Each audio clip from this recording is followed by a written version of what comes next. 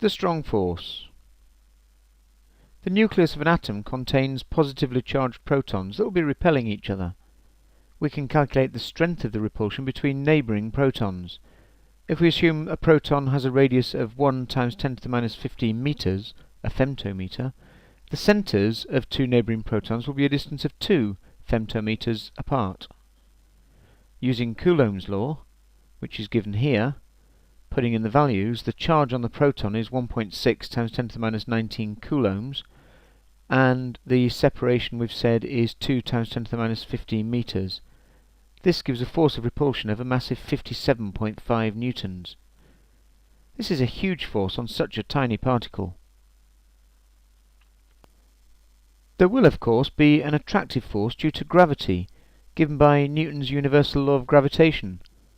Putting in the values, with the mass of the proton here, gives an attractive force, shown by the minus sign, of 4.7 times 10 to the minus 35 newtons. This is against the repulsive force of 57.5 newtons. Clearly, gravity cannot be the force that holds the nucleus together. A much stronger but very short-range force, called the strong force, is what holds the nucleus together. I've tried to represent the strong force and electrostatic repulsion in these diagrams.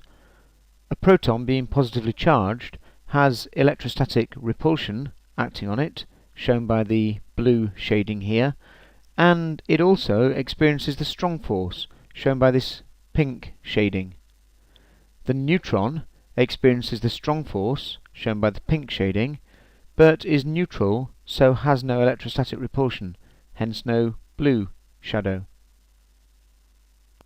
So two protons this far apart would be repelling each other. Their blue clouds are in contact.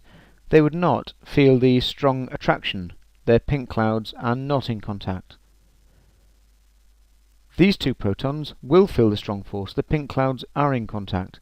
They'll also feel electrostatic repulsion. This combination of two protons is not stable.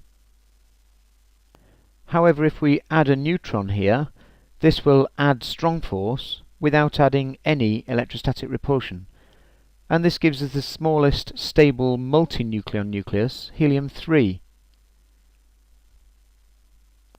Here we've got a carbon-12 nucleus. Let's consider this proton. It will feel electrostatic repulsion from all the protons in the nucleus. Even the one over here will have its blue cloud crossing over with the blue cloud from this one. They will be repelling each other. However, this proton is attracted with the strong force to its three neighbours. It won't feel the strong force from any other of the nucleons in the nucleus. They're just too far away. The strong force is certainly strong enough to hold a carbon-12 nucleus together. However, as we get to larger nuclei, we get an increasingly large number of neutrons to protons in the nucleus. This is because the neutrons add strong force without adding electrostatic repulsion.